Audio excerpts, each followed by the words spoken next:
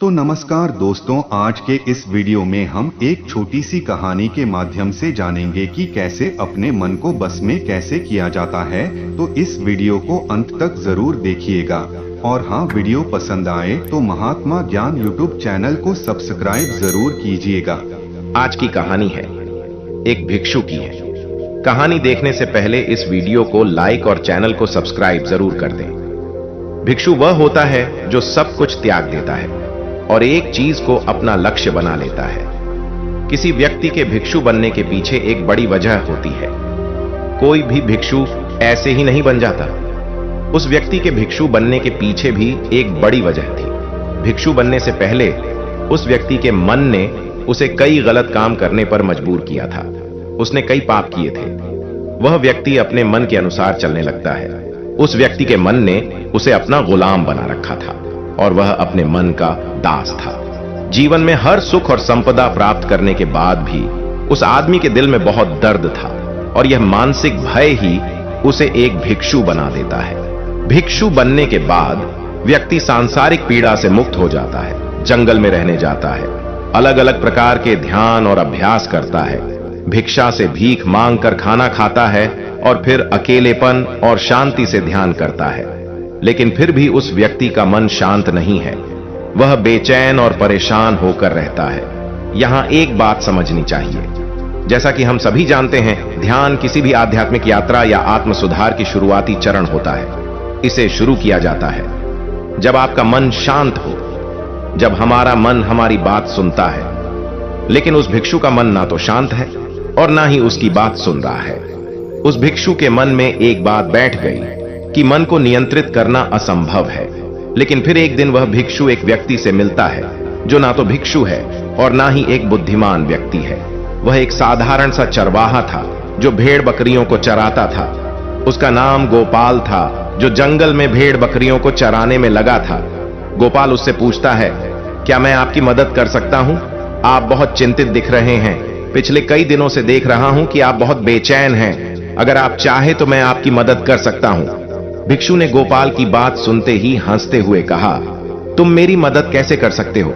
तुम संसारी हो और तुम मोहमाया और संसार से जुड़े हुए हो।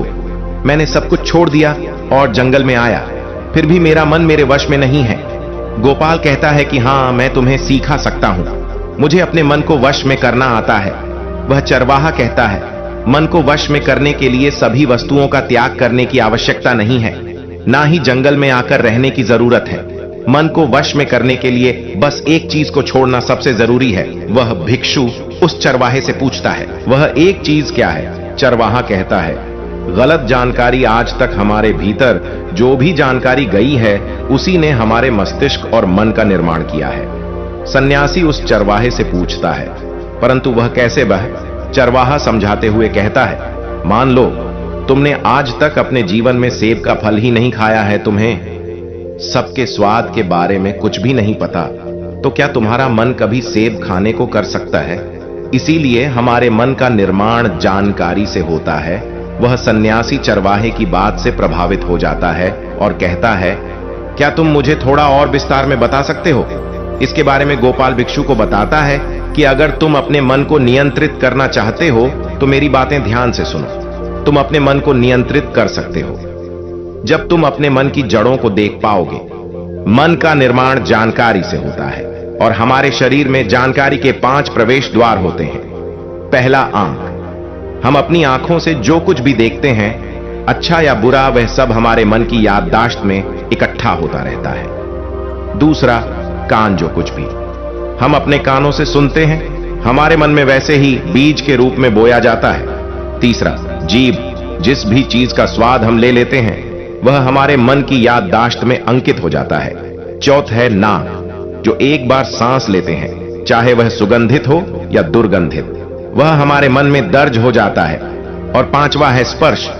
जिस चीज को हम एक बार छू लेते हैं, स्पर्श कर देते हैं, उसकी याददाश्त हमारे मन में कहीं ना कहीं अंकित हो जाती है।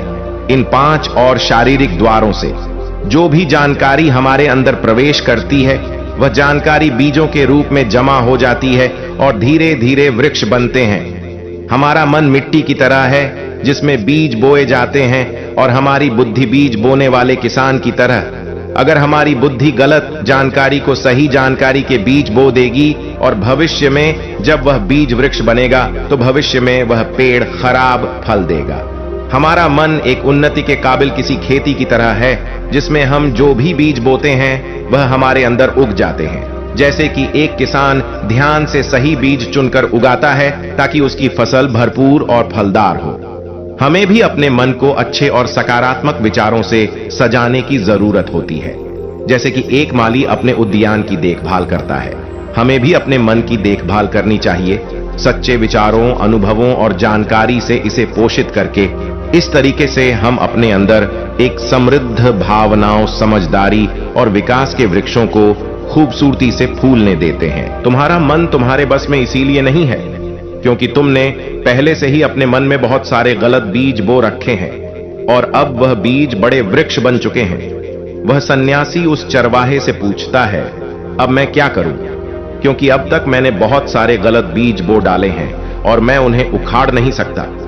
गोपाल भिक्षु से कहता है, अज्ञानता और अनजाने में गलत बीज बो रहे थे, लेकिन आज से सच्चे मन से सही बीज बोना शुरू करो। अगर अंदर हजारों गलत बीज है तो क्या हुआ, अब तैयार हो रहे जो लाखों सही बीज उगाने के लिए तुम्हें बस ध्यान देना होगा कि देखने के इन 5 द्वारों के माध्यम से तुम्हारे अंदर कौन सी जानकारी जा रही है और जो जानकारी आ रही है वह सही है या नहीं। भिक्षु पूछता है, यह कब तक करना होगा? गोपाल कहता है, पूरी जिंदगी जैसे तुम हर दिन अपने पेट को अच्छा खाना देते हो, ठीक उसी तरह हर दिन अपने मन को भी अच्छी जानकारी और सही विचार दो। जीवन में हर दिन हर पल तुम्हारे सामने 2 विकल्प होंगे जिनमें से एक सही होगा और दूसरा गलत, लेकिन तुम्हें हर बार सही विकल्प का चुनाव करना होगा। हमेशा याद रखना, सही चुनाव करने से तुम्हें अंदर दुख हो सकता है, तुम्हें तकलीफ भी हो सकती है, लेकिन वह तकलीफ कुछ समय के लिए ही होगी। तो चाहे अंदर तुम्हारे कितना भी दर्द हो, तुम्हें हर बार सही विकल्प का चुनाव करना होगा। जितनी बार तुम सही चुनते हो उतने ही अधिक सही बीज तुम्हारे अंदर बोए जाएंगे और जिस दिन तुम्हारे अंदर सही बीजों की संख्या गलत बीजों की संख्या से अधिक हो जाएगी, उस दिन तुम्हारा मन तुम्हारे नियंत्रण में होगा। लेकिन उस दिन के लिए तुम्हें आज से ही अपने प्रयास को जारी रखना होगा। भिक्षु गोपाल की बातों को समझ जाता है। अगर आपको यह वीडियो पसंद आया हो तो इस वीडियो को लाइक और अपने दोस्तों और परिवार के साथ भी शेयर करें। नमो बुद्धाय।